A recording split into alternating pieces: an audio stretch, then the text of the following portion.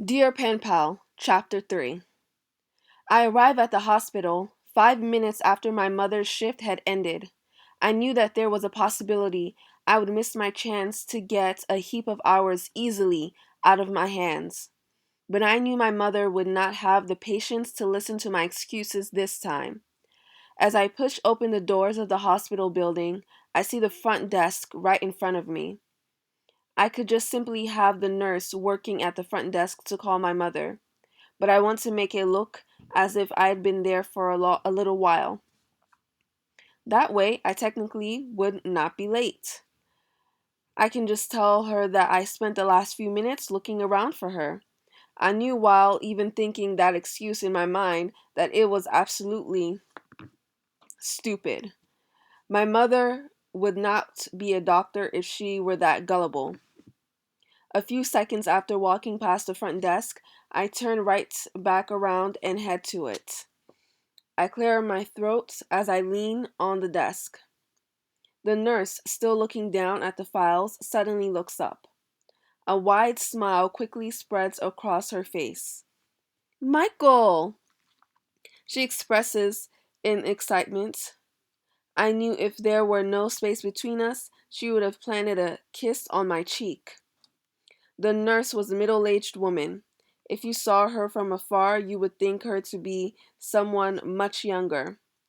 Her slender, petite form gave that illusion. Her uniform was a light pink nursing shirt and pants. That look was usually accompanied with a bouncy ponytail. How are you doing, Liza? Well, at least she would understand my struggle. She was used to seeing me visit my mother over the years. I knew that her and my mother were friends. It's how she always seemed to have updates about me whenever I spoke to her. Fine. I had been expecting to see you here much earlier. Like I said, my mother must have filled her in.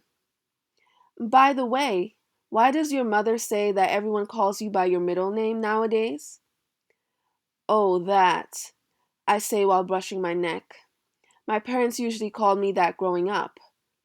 I guess the more time my friends spent around my house, they got used to hearing me get called by my middle name, and it just sort of stuck. I mean, I still go by my first name on paper.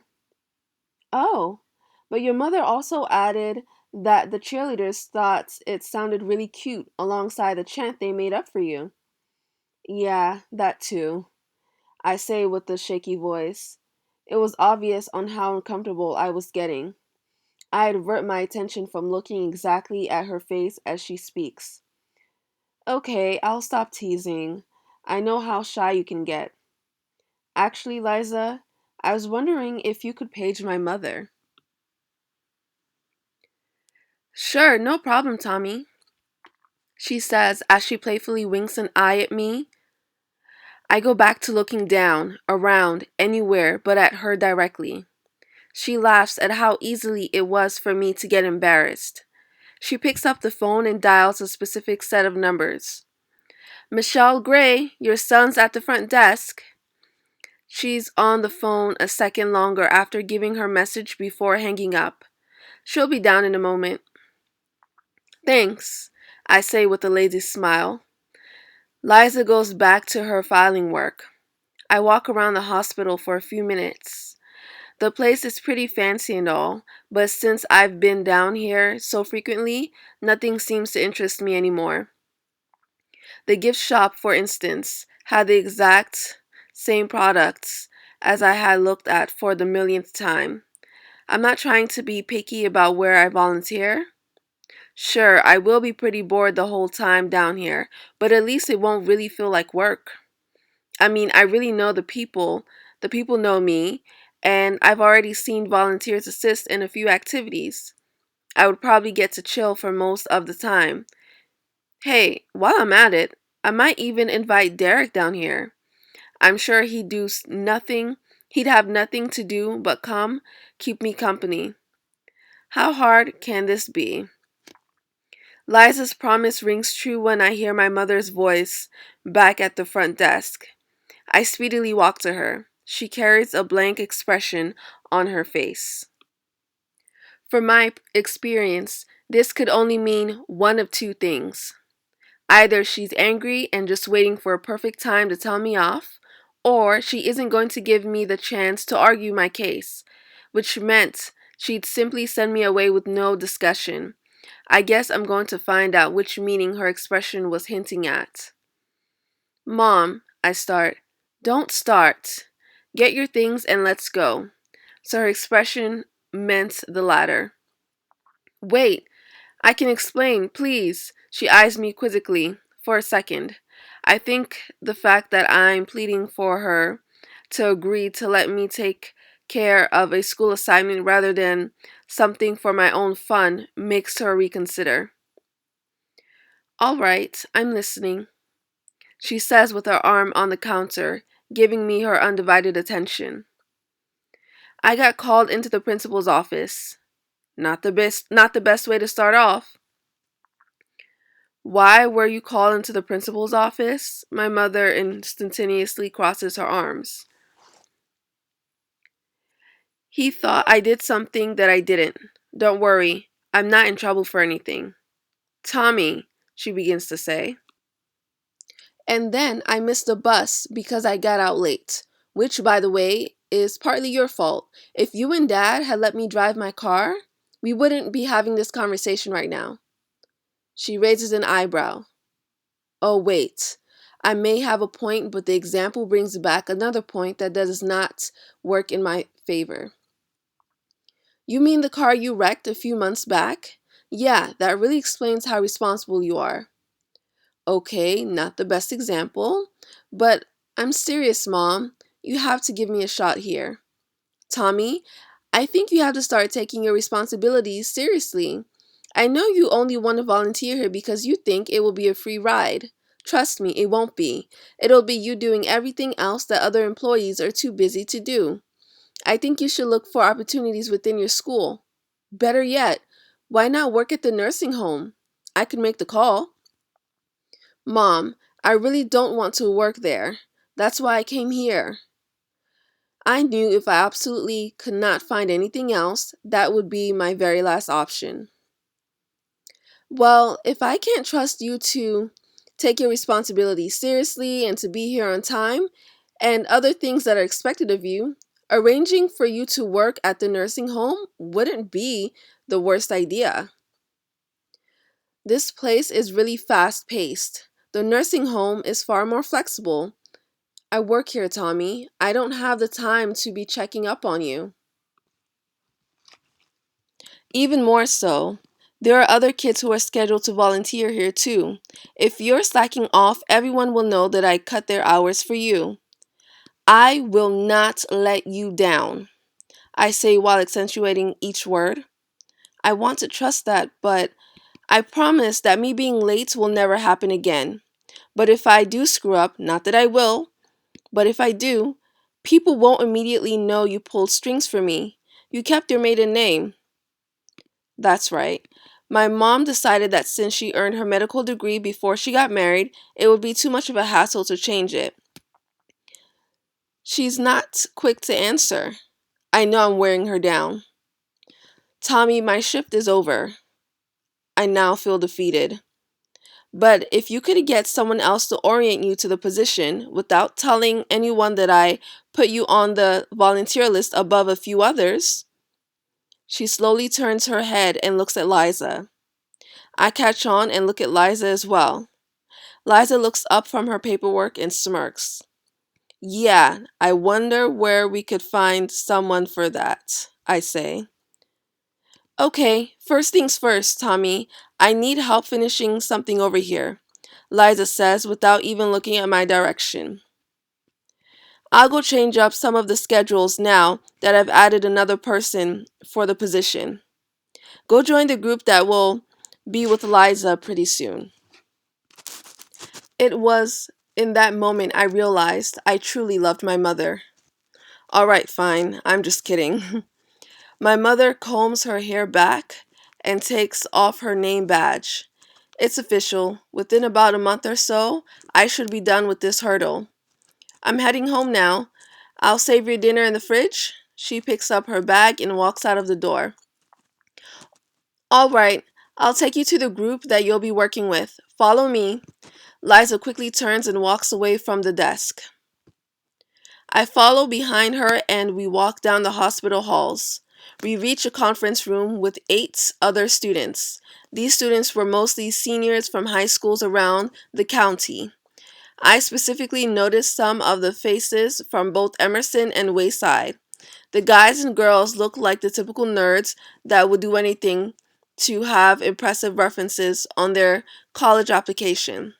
Yep, volunteering at this hospital did help give a leg up for students that were interested in applying to pre-med programs. I guess the more hours they did here, the better chances they had at gaining professional mentors and experience. That was why the hospital needed to allow volunteers to sign up months in advance, because spaces filled up quickly. I wonder whose spot I had taken. Liza begins to explain some of the expected tasks. You will need to change bed sheets when need be. Whenever a patient is discharged, we will need to prepare the room for new patients. You can keep patients company by reading to them, delivering meals, filing, and attending to them whenever they press the button in their room for help. If you want to take advantage of the educational opportunities this program offers, feel free to attend the informative sessions held by some of the doctors in their free time. She points at me. Your mother signed up to do a few sessions. You should attend. All of the students immediately look at me. The eager students look wide-eyed. For them, this is definitely a cool way to not only acquire volunteer hours, but to gain a mentor as well. These kids would definitely qualify as super overachievers. Liza finishes up her instructions. Come to this conference room to sign in when you get here, every day, and again when you leave. You will not be babied, but we will be keeping an eye on your activities. A couple of the students' eyes are still on me even as Liza continues to speak. Oh, don't forget to wear gloves when you change the bedpans. Okay, shit just got real. Literally. As soon as Liza exits from the conference room, all of the other volunteers surround me. They resemble bullies who were gearing up to pounce on me. The group's leader is right in front of my vision. He's shorter than me, with glasses that could very easily fall from his face. And I must say, with a nice low fade haircut that made his mini afro look well groomed. None of that dims his confidence. I just stand there in amusement. Listen, pretty boy. This here is our turf. You have your glory and popularity in high school. This here is where our kind shines. His pack of equally geeky friends back him up. I cross my arms to match him. I don't really get what turf you're talking about. We're just high school kids volunteering. Anyway, you can dominate whatever it is you want. I don't care. I know you don't care. My name is Ashton. The guy whose spot you took was Lewis. But I guess you didn't even know that. I still stand toe to toe with him, but I'm very quiet. I just wanted to let you know that you may have gotten here through your mommy, but you won't last long if you don't pull your own weight. I put my hand out to him. Look, I don't want us to get off on the wrong foot. My name is, I already know who you are. Everyone at Emerson already knows who you are.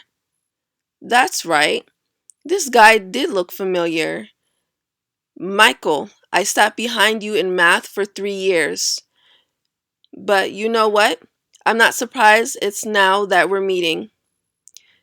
This makes perfect sense. A vengeful loser finally taking his revenge on the cool guy. That was fine. All I needed to do was get my hours and get out. He backs away, and then he and other students follow him out of the room. They're probably going to be doing their task and networking in groups. Whatever. I choose to start my task by delivering lunches. The first room that I went to deliver lunch was of a middle-aged man. Upon appearance, he did not look as if there was anything wrong with him. The contents of his food were jello, a sandwich, brownie, and juice. It did not seem like there was any specific dietary concerns with they were trying to assuage. The man did not notice me entering the room. He sat up, while shouting and screaming at the television screen. The only word I knew of what he was saying was goal. Goal. It's great that the word means the same in English and Spanish. When I get closer, I notice that he is watching a soccer game. He finally turns and sees me. I can't really communicate much else except a smile. With excitement still on the man's face, he signals for me to put the tray down beside him. I can tell he would enjoy my company, but unfortunately, I have to leave. Next room is 3666. I sure hope this patient is just as great as the last one. When I enter, I see two patients in separate beds. I pass the first bed that has a sleeping man in it. The patient on the further end of the room is a wide-eyed and laying still in their bed. His eyes gestured for me to put the tray down on his bedside table, and that was all. He made no other signals, no noise, but I could tell that he was in an excruciating pain. That's the thing about hospitals. You're always brought face to face with the most heart-wrenching displays of others' suffering. Long story short, the experience humbles you. Soon after I delivered the lunches, I had to attend to all of the patients that buzzed for help in their rooms. Nothing serious. They just needed simple aid. Some people wanted help getting to the bathroom, changing the channel, and answers to questions pertaining to their stay at the hospital. The calls were hectic, but overall it was quite fun. I honestly cannot wait to breeze through these next few weeks. When I returned to the front desk to meet Liza, she finally seemed to have slowed down. "Hey Tommy, my shift's almost up. I only need your help on one thing." "Sure, what's up?" I swing around the desk to meet her. "I need to finish up filing these folders for the patients that had appointments today. Here are a few for you to do. You've seen me do them before, right?" "Yeah, I have." "Okay, when you're done, you can go." She hands me the folders and I get to work. From behind me, I hear Liza conversing with the other nurse that will be clocking in for her shift a few minutes from now. "Who's the handsome boy I see assisting you?" She sounds young and vibrant. I turn my head slightly. "Hi." "Ooh, and he sounds sweet too." This time I just continue with my back turned and keep on filing. "Anyway, I'll buy a snack and leave you all to your work." "I'll be right back as well, Tommy," Liza says right after. Where are you going?" "Just down the hall." Her voice sounds a bit strained. "Will you be back soon?" I really didn't want her keeping me longer if she couldn't finish her work on time. "Tommy," she says in a babying voice. "Yes, I just wanted to know if you must know I'm headed to the bathroom. A lady doesn't always feel like making that known." She makes her way around the desk and then takes a right turn. The last folder in my hand drops to the floor and the pages are sprawled on the ground. Man, I hope this does not take forever to put back together. I quickly notice that each of the papers are numbered. Okay, that's great. Getting out of here is not going to take long. As I begin to put the pages in order, I see the page with the patient's photo identification. I stop for a moment. The picture is awfully familiar. Even more so, the name strikes a chord with me. This can't be real. It can't be her. I looked through the pages to try to match the facts, the folder's contents following through my head, convincingly led me to believe this could be true. This was my pen pal. Name, Sarah Elizabeth Chen, age 17, born in Arizona, countries lived in, America, China, and Australia. Her current address says that she had lived in Virginia for the past 6 months. I knew that she was an Army brat. I knew that her father was in the U.S. Army. That's why we eventually lost contact with each other. She was living in China at the time we started writing to each other, but this was ridiculous. How is it that I'm remembering all these old things about her? Well, I do remember her saying that her mother stayed at home and that the only friends she had were her cousins. Even that sucked because they picked on her for her being too Americanized. I got the feeling that I was the only constant in her life. In turn, she became that to me as well. Her folder said that she was here for surgery. I wonder what it could be for as I search for the subsequent page in the pile. I find it. I learned that she was in a car accident 3 months ago. I can't believe it. I can't stand the idea of her suffering, of having to watch further displays of that. The other page in the folder says that she was handicapped. I started skimming the page for further information, but before I could, I heard humming from down the hall. I knew that sound. It had to be Liza. I immediately gathered the remnants of paper and stuffed them in the folder. "Hey, how's it going?" she says from behind me. "Fine. I'm just about finished." I arrive home feeling totally exhausted from this Friday's activities. Even with the gnawing aches in my body, I couldn't get my mind off of one thing. Sarah. I open the door in a hurry. I see my mother on the couch watching television. "Hi, Mom. Bye, Mom." Then I run straight to my room. I know that my mother is a bit dumbfounded about my speed to head upstairs. I guess she would just chalk it up to me being an overactive teenager. Once I get to my room, I began looking through my drawers and old papers I might have lying around. I wanted to find any old handwritten letters I had received. We started writing to each other in the 4th grade, and at that time, my parents weren't totally keen on me using the computer by myself. Besides, writing letters to each other in cursive made us feel so cool, at least until the end of elementary school. I knew that I had thrown away some of the letters while cleaning out my room over the years, but there had to be some still lingering around.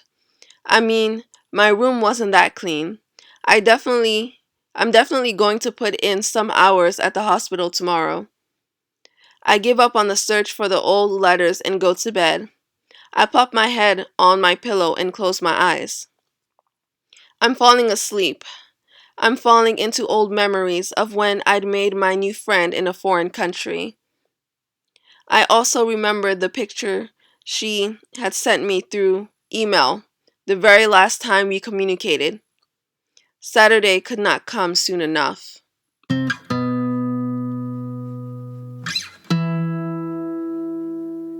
Yeah. Welcome to New York. Welcome to New York. Welcome to New York. Welcome to New York. Welcome to New York. Welcome to New York. Welcome to New York.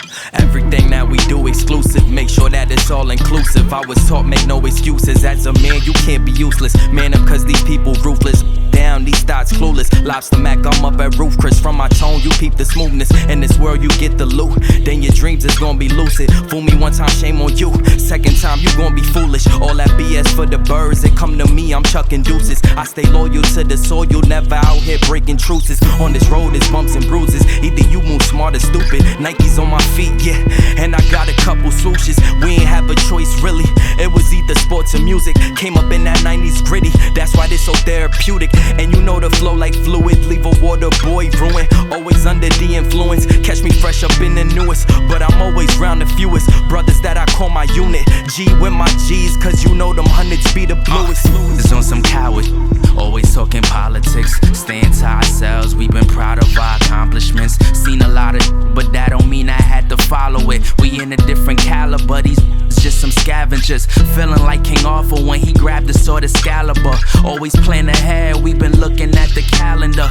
Designated driver, but I'm sitting in the passenger. Stacking up our bread, we just watch the numbers adding up. I ain't gon' front, we gon' need a ladder, bruh. All that don't matter, you could tell them batter up. I need my pockets fat enough. Hit her with that stamina, keep getting fatter, bruh. Pull up in the Maxima, turned up to the maximum. We in here laying tracks again. This hit was designed and it wasn't by no accident. Like Dill said on Tenfo, had to switch up the tempo. And we never forcing vibes, cause we keeping it simple. This be space-time continuum breaking speech. The clock's tick-tocking, quit watching, I'm making heat. Get burned, turned, flip like a snitch. When I spit words, quick I spit the vicious shit. Then I dip swerve, driving to a lane less invested with lanes. And I cess burn, and who you saying the best? I'm playing chess learned. Y'all was playing checkers, Papa Sans and my Passat. I was off the rock and nothing changed cause I'm still on. 1 to a million, I'm crazy beyond gone. Most convoluted mind in the world since the dawn of Swan. Conquer the world with wonton soup recipes like much love to the God beat. I'm probably afflicted with cerebral palsy. The way I keep slipping off these bits of odd speech singing. You could chase a dollar, yeah, you could chase a dream, but you chase a happy ending, that be something you ain't seen. Bible on it, just 100 on the dash. Quick flip, clutch, quick, or this all could crash. I got the records that make up the math. I put my head down and get to the bag. You talking like I got you mad. To keep it real, I'm playing with you still. I rap part-time, still got more numbers than you ever will. Family members wanna make the will. When you up like a Smith in Beverly Hills. Heard they want my head, this heavy crown. Heard when you're up, they wanna bring you down. This is upstate, with killers they clutch things. Fourth quarter shooters like C-Web with the sack case. Johnson laid down a verse, he made me rap again. Ain't done a cypher since when Mace was coming back again. This is one take, don't run it back again. This epidemic is epic, gon' make them go cash it in. Yeah. Straight from the middle, my middle finger erect. Is Xavier or is Zaddy? Make sure you speak it correct. I'm popping for my people, they peeking, peeping my prep. My get your money, make sure you keep the respect. They steady chasing the clout and we catching paper, it's opposite. Speaking on my name, just make sure you come on some proper coaching, calling plays, I done got it popping like Popovich. From my city, retire fighting, they pop across the populace, eating pasta and lobster with rosé in a cold glass. High hopes and low class, you bitter with your just plant the seed, it grow fast. What you eat is what you grow, only speak on what you know. Art gon' last forever, but the pain will always come and go. If they saying stay the same, they don't want you to grow. I speak the truth, I bet they feel it for infinity. Said it, then I meant it, I keep the same energy. I'm brave hearted, no days off, me to pay larger. I'm blind to an op like I'm Ray Charles. I'm lit with the gotta wait charge. Ahead with the script, gotta late start. Like I'm skateboard P with the vapes on. Bet I won't slip on the radar. They thoroughbred me for this, it's a cakewalk. Out to Mars with the bars when I take off. Put a young ray gun with the safe off. Got a digital face and it's rockets. Bet I feel safe with a bigger profit. I wanna walk in the bank, then I feel awkward. I wanna cop a big space with a new carpet. Got 'em off aim on the new target. I'm sick with the way that the addiction pay pictures. I'm all in their face, make 'em feel nauseous. Big smile on my face, but I feel foggy. No links up, but I'm still logged in. Cardi on arms like I'm Mr. Rogers. Rolling up parsley with the pitch raw. I'm in a space coupe with the tank arm. Finna burn figure eights till I get car sick. Wide, clean plate, but he's still starving. Late stage ones and I'm still saucy. Big slept on, got him still groggy. Only day one, but I'm still flossing. Got the ink on the brink of the page off. I've been had to work, I'm all out in the field with the ripped garment. They lost all in the feelings that they've been harboring. Got it lit with it, fit something in his water. I'm mixing up the juice with the gin and tonic. Young Morales, Peter Parker's crushed the meanest chronic. I got hooked the speaking phonics through the speaker boxes. Coat the easel on him, got him head banging like a teeter-totter. Mother streaming, Emma did the beat is solid. I'm a creature on it, made them feature on it. Had a seizure on it, going easy on him. Wave.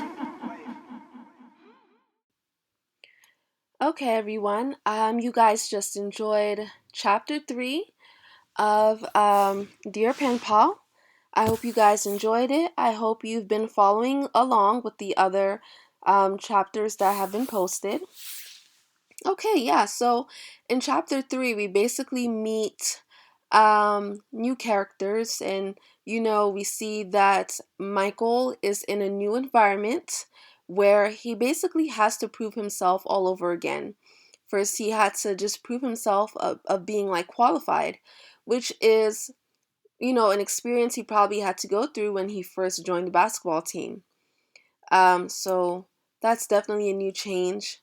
And yeah, so we see the possible new entrance of another character, Sarah Chen, that you were reading from the folder that had fallen. Okay. And we also see that face he basically has to face demons for the challenges um, that he probably, put people through or will be going through. You know, the crew that he was faced with when he first joined the hospital are people who, some of them are from Emerson, some of them may not like him. They're on the opposing side of the popularity chain. So he's definitely going to have to go through role reversal. He's sort of like the loser and they're the popular kids. So that's going to be interesting dynamic. Let's just see how he deals with that. And yeah, so basically would be interested what would be interesting in showing what would be the interesting thing in showing would be just showing the two diverse worlds from school and hospital. And that's going to be quite interesting. And I chose the song, because it's no more just high intensity of, I'm a champion every single where I am, kind of like in chapter 1, the golden boy. Like, no, things are slowing down. We're really beginning to get into the story, and and you're seeing more exclusive groups. You see groups, from the time he was in the lunchroom to even when he's in the hospital. And the song is basically like a bridge moving further into the story, and just really showing us that you don't really know which direction is going to happen next, if he's going to um, do everything as he predicts, or if a new field of things are going to happen. He's slowing down and he's figuring that out. It's not a sure win like his other environment when he's in school. So yeah, be sure to think about that for chapter 4. And yeah, so don't forget to like, share, and subscribe. And also, you can buy the full book on Amazon.com. The link will be in the description. And be sure to tell me what you want to know or want answered for chapter 4 in the comment section. Okay, bye.